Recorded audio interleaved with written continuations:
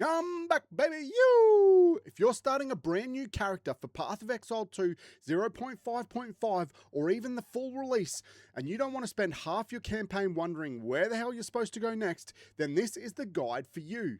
We're going to work our way through the entire campaign, act by act, covering important questions, objectives, bosses, optional content, and the things that are actually worth stopping for. This guide is designed specifically around a fresh character, so we're not assuming you've got a full stash of amazing gear, a full stash of currency, some overpowered uniques. We're starting from scratch. The goal here isn't to completely clear every single zone or spend hours killing monsters that don't need to be killed. We're moving with purpose. You want to stay reasonably close to the monster level of the area you're in. As a general rule, try not to be more than 5 levels above or below the monsters you're fighting, otherwise you can start taking an experience penalty. But don't get caught up in checking your level constantly. The bigger point is don't full clear every zone.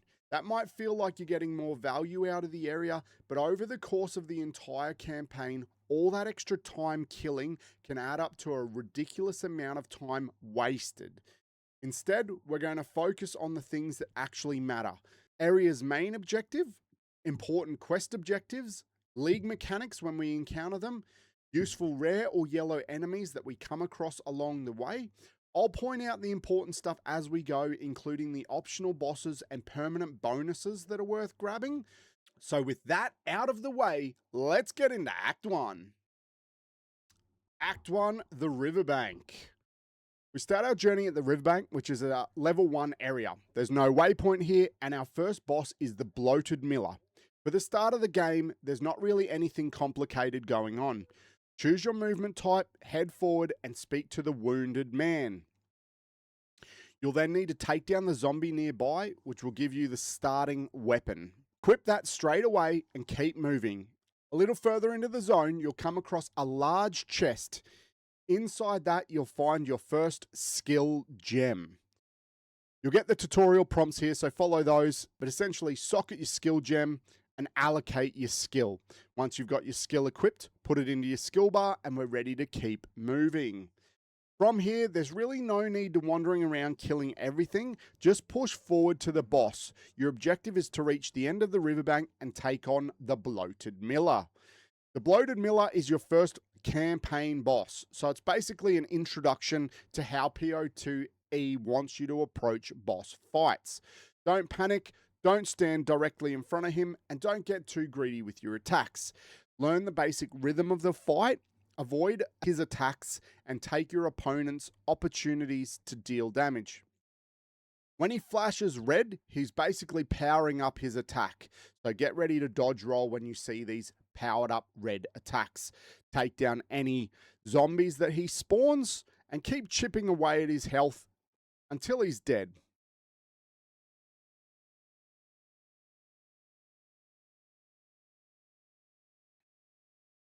Once you've taken him down, collect your loot and move on to Clearfell Encampment.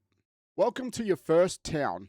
The Clearfell Encampment is going to act as your first major hub. And like other towns you'll encounter throughout the campaign, it's a safe area where you'll find your waypoint, your stash, your healing well, and NPCs. There are 3 NPCs here by default: Renly, Una, and Finn. Renly is your main equipment vendor, selling things like weapon, armor, shields, quivers, and belts. Una covers things like scepters, energy shield gear, wands, staves, flasks, jewelry, and charms. She can also disenchant magic and rare items into transmutation and regal shards. And then we've got Finn, who lets you gamble your gold for items of unknown rarity. One thing I do recommend throughout the campaign is checking the vendors when you level up. You don't need to spend all of your currency trying to build the perfect character, but if a vendor happens to have a decent weapon, piece of gear, ring, amulet, or flask upgrade, it's worth taking a look. We're trying to keep this campaign moving, but we're also not going to make life harder for ourselves by running around with absolute garbage gear. Next, we move into Clearfell. There's a waypoint here. You've also got an optional boss, Bearer of the Rotten Pack. There's also the League mechanic as well. I'd recommend completing the League mechanic and keep moving. Bera of the Rotten Pack is the boss here. Bera is actually worth doing because she gives you Head of the Winter Wolf, which provides a permanent 10% cold resist bonus. So while you can kill her almost immediately as a level 2 character, I wouldn't necessarily rush straight into the fight. There's an abandoned stash in the zone that gives you another uncut skill gem. I recommend grabbing that first and allocating your additional skill, then coming back to fight Bera. It just gives you a little bit more firepower for the fight. Bera will primarily deal physical and cold damage. She has a few attacks that you want to pay attention to.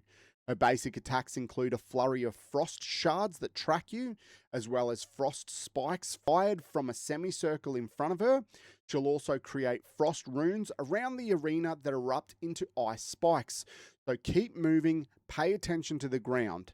Once she gets roughly 80% health, the fight changes slightly and she gains some additional abilities. First, she can resurrect a group of undead wolves. Then there's Rotting Chill. And finally, Frost Swell. Just keep moving, working your way around, clearing the ads and chipping away at her health, making sure you don't stand in any AoE attacks. Once Bera is dead, you've got your permanent 10% cold resist bonus and we can continue. There's two areas we can go from here. You can either choose Mud Burrow, which is completely optional, or you can move to the Grellwood.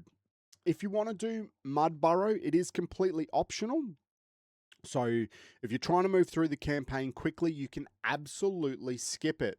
The quest boss does reward an uncut support gem level 1 and some gold. So there is some useful stuff there, but feel free that if you want to skip it, you absolutely can. The main thing to remember here is move directly toward the boss. The Mud Burrow is narrow, winding area. Some monsters can pop up out of the walls with a cheeky slam, so keep your eye out for one of those. And don't waste 10 minutes clearing every corner of the zone. Kill the boss and get out. So the Devourer is primarily a physical and chaos/poison encounter. A lot of his attacks are fairly well telegraphed. So this is another fight where paying attention and moving properly is going to make your life a lot easier. His basic attack fires a small blood projectile at you. He also will submerge himself several times in quick succession. Occasionally, he'll disappear underground and burst back out in a toxic eruption, spawning additional insects. At around 75% health, the tail joins the fight. If you're too close, the tail can sweep across you and can also slam the ground and summon more insects. One attack you really want to watch for is the Toxic Slam. If you're fighting him in melee range and he starts turning green, move away from his head. He is about to regurgitate poison before slamming the ground in front of him.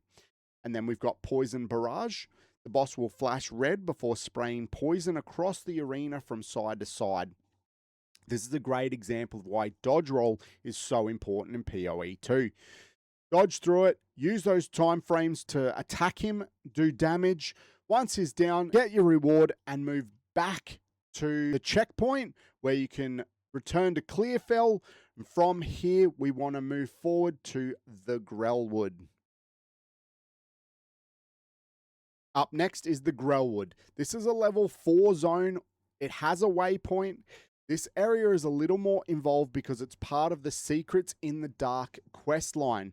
We've also got several optional encounters here, including Garung, the Brambleghast, and Aragni, the Forgotten Witch. There are two main areas we are interested in here: the Tree of Souls and Red Val. You can approach this in a couple of different ways. You can search the Grellwood for the Tree of Souls first, grab the waypoint, and then head towards Red Val, or you can find Red Val first and come back to the Tree of Souls afterwards. Either order is fine. If you happen to come across the Tree of Souls and grab the waypoint, lucky you. There's also Aragni, the Forgotten Witch. She's completely optional and can be a bit of a pain at low levels because she teleports around using cold attack and curses. But she does give you an uncut support gem level 1, and her cauldron inside the hut gives you a medium life flask and medium mana flask. So definitely worth grabbing those flasks. If you're having trouble fighting the witch, you can grab the flasks and run away to Red Vale and then come back if you want. Otherwise, feel free to take her down and move forward to Red Vale from there. This is another level 5 zone with a waypoint, and our main objective here is the Secret in the Dark quest. The Red Vale contains 3 obelisks of rust. When you interact with each obelisk, you'll trigger a wave of enemies. Defeat them and you'll collect one of the 3 runed girdles. Once you've interacted with the 3rd and final obelisk, things will get a little bit more interesting. Instead of another normal wave of enemies, the Rust King will appear. And yes, we are here to defeat him. The Rust King is primarily a physical damage encounter. His basic attack is a swipe with his left hand. He can also command the shards in his right hand to track you briefly before they impale the ground in a horizontal line. He's got several other attacks to watch for. Sword Scatter, which creates a sword in a circle around him before firing them outward. You've got Shard Whip, where he transforms the shards into a whip and attacks you. Rust Volley is a little more dangerous. He uses the shards as a whip for 2 attacks before creating a large volley of projectiles that tear across the ground. And he can also summon an eternal army, bringing a swarm of ancient Ezomite warriors into the fight. The key here is pretty simple. Don't stand in front of him. Watch out for his telegraphed attacks. Kill the ads and keep doing damage where you can. Once you've taken him down, you'll get the final rune.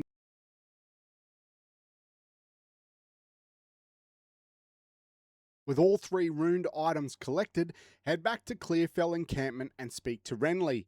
He'll give you the runed Spike quest item. Once you have that, we're heading back into the Grellwood, and this is where we'll finish off the Secrets in the Dark quest line. Once you're back in the Grellwood, we're looking for the Tree of Souls. If you haven't already, summon Una, then use the runed spikes on the 3 runic seals. After that, speak to Una again and head back to the Clearfell encampment again. Speak to Una again at the campsite to complete Secrets in the Dark. Now we're heading back to Grellwood once again, this time looking for the Grim Tangle. If you've already run past this area earlier, make use of the checkpoint to help you get back through without having to fight your way through everything all over again. And remember, we're following the same rule. Move with purpose. Don't stop and clear every monster between you and the objective. You can also take the Bramble Ghast down while you're here, however that is completely optional. The Grim Tangle is another narrow, winding zone, and there's no immediate quest objective here. Our main goal is to simply make our way through the zone to find the Cemetery of the Eternal. There is an optional boss here, Ervig, the Rotted Druid. Don't feel like you need to kill him, however he is on the path there anyway, so try to take care of him if you can. If you do decide to fight him, the main thing to watch out for is the poisonous mushrooms around the arena. Stay away from the center and the edges where possible and keep moving. Most of his range attacks are fairly well telegraphed, so as long as you're paying attention, they're not too difficult to avoid. Ervig deals primarily physical and chaos damage.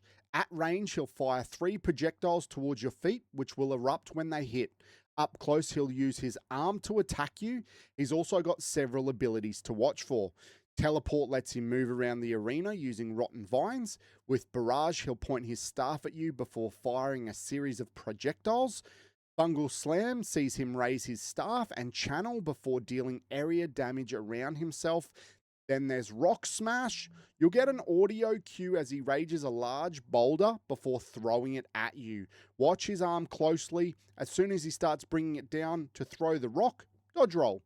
Finally, we've got Summon Vines. Ervik slams his staff into the ground and begins channeling while vines start lunging towards you. The good news, you can interrupt this by dealing damage to him.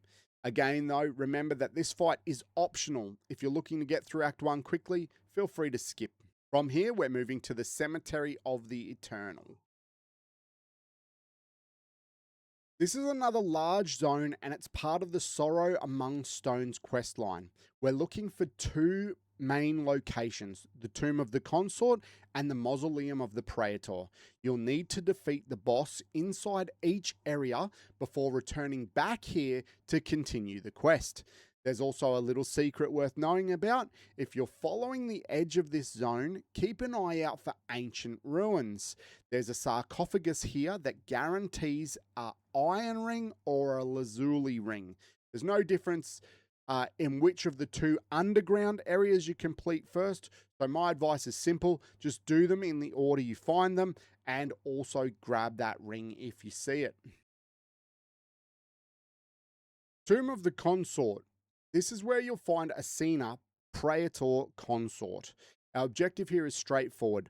Find Asina, defeat her, and collect Asina's memorial key piece. There's also an optional secret called the Haunted Treasure. If you find it, defeat the rare enemy, open the chest for an uncut support gem level 1 and a rare item. So it's worth grabbing if you happen to come across it, but don't spend ages searching for it. I got lucky and found it at the entrance. This rare will reflect damage back to you, so just be mindful of your positioning.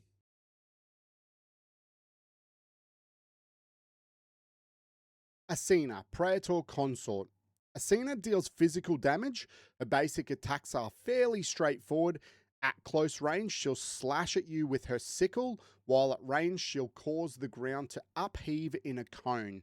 Her first major ability is Flurry, where she performs a series of melee attacks. Then you've got Death Runes, where she'll channel and create circular runes underneath you. The first couple appear fairly quickly, while the final one takes slightly longer but is larger. Keep moving out of these. She can also use Flicker Strike, teleporting behind you, hindering you, and then attacking you with her sickle. If she traps you inside Bone Storm, you'll have a wall of bones around you, followed by a shower of spears. Burst the bone wall down and get yourself out. She also can deal death mortars, raining down projectiles on the arena. Just keep moving around and do damage to her as you can. Once defeated, grab the memorial key piece, teleport back out to the previous zone, and look for the next area, the Mausoleum of the Praetor. This time we're looking for Draven, the Eternal Praetor. Our objective is the same. Find him, kill him, collect Draven's memorial key piece. There's also an optional area called Forgotten Riches, which contains a large amount of gold and rare chest. Again, grab it if you find it, but don't spend too much time searching for it. Draven will deal physical and fire damage. His basic attacks is a series of quick sword slashes. He can also use Flurry, performing a series of rapid attacks, Soul Rendering Slash, which has a noticeable charge up before he swings his sword and fires multiple projectiles. Sometimes he'll follow it with another slash, creating another volley. For Perishing Sunder, you'll get an audio cue before he stomps the ground. The damage starts in front of him and expands out to the side, so pay attention to the telegraph and move out. Draven can also summon a clone of Asina using Consort's Love, which performs her Death Rune ability. Just like Asina, around 75% health, Draven begins interacting with spirits. The same rule applies here. Keep the spirits away from the graves and don't blindly attack Eternal Knights while they're blocking. Once Draven is dead, you've got both memorial key pieces, so this means it's time to head back to the cemetery.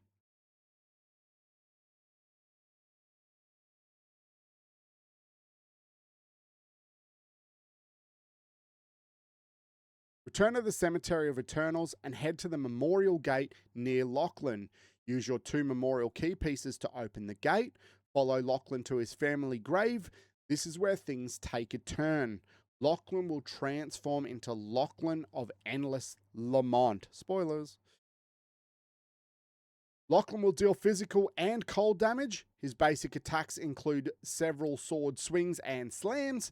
His first major ability is Barrage, where he fires 3 spirits towards you. These can leave chilled ground behind and hinder you if they connect. Spirit Eruption is similar, erupting 3 spirits from the ground before slamming them back down. Then there's Spirit Burrow. Lachlan stomps the ground and sends burrowing ghosts after you. It eventually emerges and spirals towards you, leaving chilled ground behind. Then there's the big one, Earthquake. Lachlan will slam his sword into the ground, creating a large cone of damage. This can hit very hard, especially if your character isn't carrying enough health on your gear. If you see the telegraph, get out. Once Lachlan's dead, collect Lachlan's ring. And from here, we have the final sections. So we want to head towards Hunting Ground.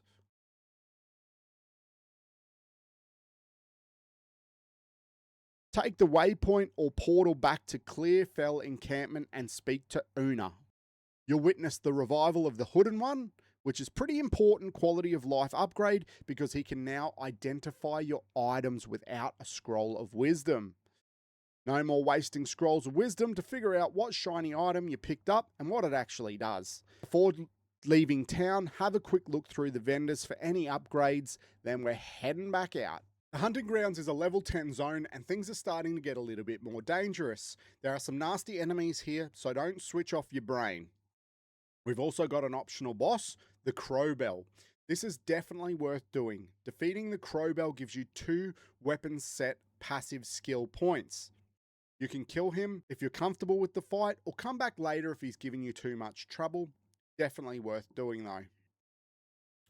The Crowbell deals physical damage, and importantly, this fight is a great test of your ability to recognize the avoid sound cue. You'll hear that cue before many of his attacks. You can slam the ground in front of him, leap into the air and slam down, repeatedly hammer the ground when enraged, and swing his bell around the arena. So don't try to face tank this guy. Watch Crowbell, listen for the avoid cue, dodge his attacks, and then damage him while he's recovering. That's basically the fight. Play defensively and look for your openings.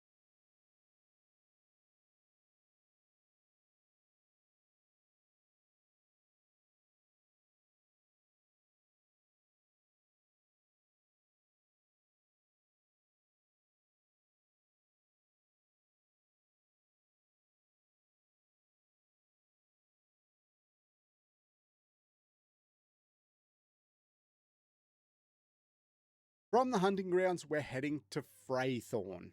You can find the direction to Freythorn quite easily if you complete the ritual in the middle of the Hunting Grounds. Once you complete it, there'll be a chaos trail that leads in the direction of Freythorn. So complete the ritual, have a look for the direction that it points in to give you a clue on where to go to next. Freythorn is a challenging area, so you can come back to do it if you want after you gain a few level ups.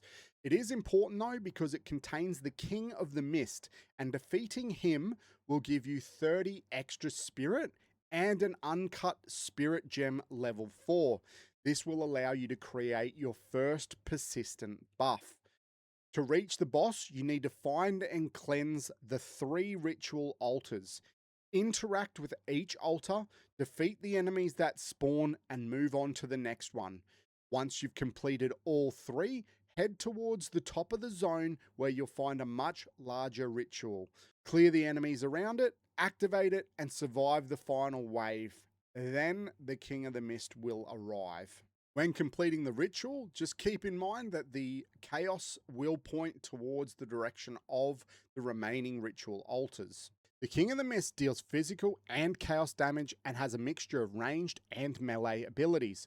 One of the most important mechanics in this fight is the ritual debuff. If you get the purple debuff, you need to keep moving or you'll be frozen. If you get the red debuff, you need to stop moving or you'll be frozen. It's that simple. You can still dodge roll once or twice during the red debuff if you absolutely need to avoid an attack, but don't start running around the arena. Now let's go through his major abilities. Afflicted Storm. Purple insects roam around the arena and deal chaos damage over time. Don't stand in them. Boiling Blood. The central totem creates a pool of boiling blood that deals physical damage over time. Again, don't stand in the bad stuff. Explosive Spore. The boss launches a large, fast-moving orb that explodes shortly after. When it explodes, it leaves purple pustules around the arena.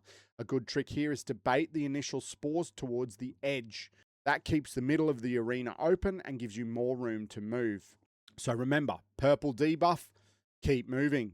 Red debuff, stop moving. Thorn Grip, he'll announce this with a voice line, Thorn Grip. Purple vines will burst out in a cone in front of him. Dodge this. If you're ranged, roll away. Vine Slam, you'll hear the avoid cue and see him raise his staff. If you're in melee range, roll out. Affliction Totem, this will summon a totem that deals increasing damage over time. The totems don't have much health, so kill them quickly. The longer they're alive, the more damage you're going to take. Once the King in the Mist is dead, loot the Gem Bloom Skull and consume it. You'll get plus 30 spirit along with the uncut skill gem level 4. Then head back to town. Finn will also offer you a normal ruby, sapphire or topaz charm. I'd recommend grabbing the ruby charm. Then we're moving on. Head back to the hunting grounds where you need to find Ogham farmlands. There's an optional quest here called the Lost Loot. If you want 2 weapon set passive skill points, search for the hut containing Una's loot, grab it and take it back to Una in town. I would recommend finding the loot, but don't full clear the entire zone looking for it. Once you've got what you need, keep moving forward to Ogham Village. Now we're entering Ogham Village. This is where you'll find the Executioner, and unlike some other bosses that we fought so far, this one is mandatory. We've also got the optional Finding the Forge quest, which unlocks the salvage bench. I recommend doing this. To complete this, you're looking for Renly's smithing tools. There's actually a really easy way to find these. Just follow the wagon tracks in the mud. They'll lead you straight to the tools. And while you're there, look for the blacksmith's chest. It gives you a guaranteed artificer's orb and blank rune.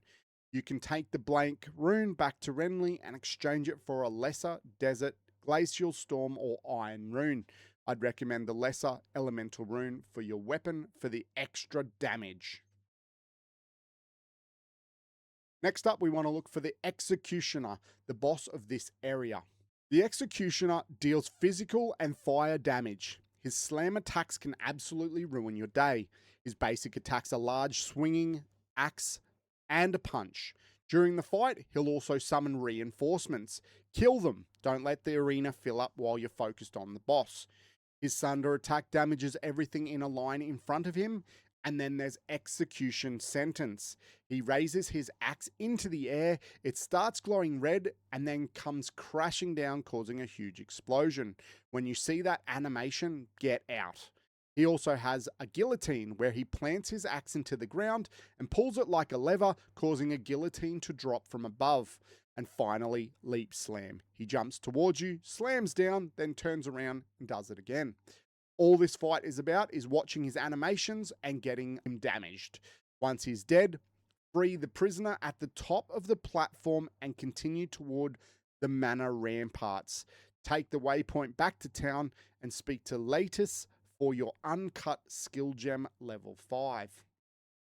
Manor Ramparts is pretty straightforward. It's a monster level 14. There's no quests or bosses here, so don't overthink it. Keep moving forward and look for Ogham Manor. There is an optional secret called the Gallows. If you find it, interact with the hanging body for an uncut support gem level 1.